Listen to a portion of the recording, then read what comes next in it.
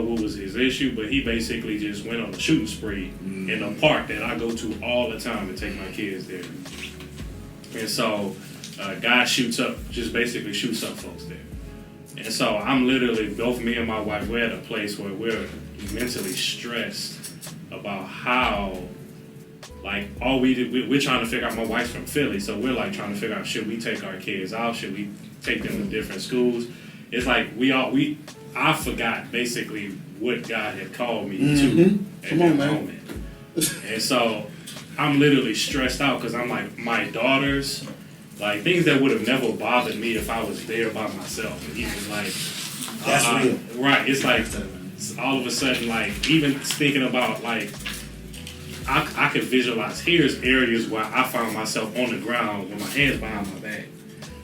That it's like, it wouldn't have bothered me, maybe because I was used to it, but now I have family members and I'm here and I'm like, okay, I want my children to be in a safe space, but there's other people's children here too. That's it. And so it's just like, they're also just as much a part of this community, and they also want safe spaces as well, just like I want for my children. And so it took a second for me to just, like, for God to finally be like, nah, man, this is where you are. Like, you need to be here. But there's a moment where I was just like my children literally introduced a level of fear that I've never experienced before in my life. Just thinking about they could get shot, like not even by the people, by the cops. Like it's like it took God putting folks in my life to help snap me back and help me see the power of God and see that what God was doing, and that I was here for more than just the level of comfortability for my family. But it's like, no, you're here on a mission. You're here to do something. So while my mind was not there, I was there physically, my mind wasn't there, but God helped me to bring me back spiritually of like, no, this is where I called you. Like, you're going to be here.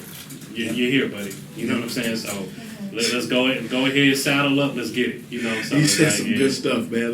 Like 2 or 3 things there, man. I'm like, yeah, I got these spaces. Like, when you talk about the idea of the fear introduced when family comes, right? And like having children and being married and trying to figure all that. This is why I use the language of process, right? Because you never really get it.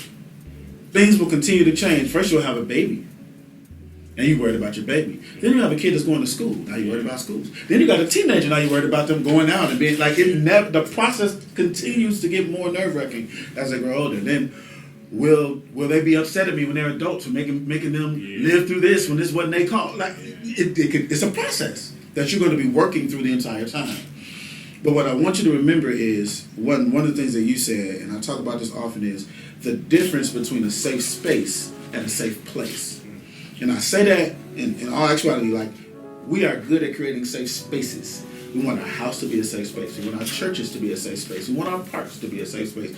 A place where I can take my kids, this space, and everything's good. I know this one's good. What we are striving to be, though, are creators of safe places. Because safe place takes into account that other people have kids here too. And if I create a safe space for my kids, I know they're good. And the kids that come to the youth center, or the kids that come to the church, like, they're safe. But I can't control what happens to those other kids because I can only control this space. But if I begin to work with community organizations, with those park district owners, with politicians, with community organizations, with neighbors, to create a safe place, not only are my kids safe, but now we're creating a space for all the kids. And so once again, it doesn't go in reverse. You can create a safe space and never create a safe place. But you can't create a safe place without creating a safe space. Right? And so that's why the outward end actually becomes the key, right, to kingdom living. It's, if you think about everybody, that includes you if you're part of the community. It's we thinking instead of I thinking. That's it. When you change all those personal pronouns, it changes everything, including the process. Because you're not the first one to have a teenager. You're not the first person to have a baby. You're not the first person to have a grown kid, right? Everybody in the community, there's a mother who's done that already. But when we think we have it, or I know what I'm doing, or I got to talk to God and figure this out, it's like, why are you all by yourself?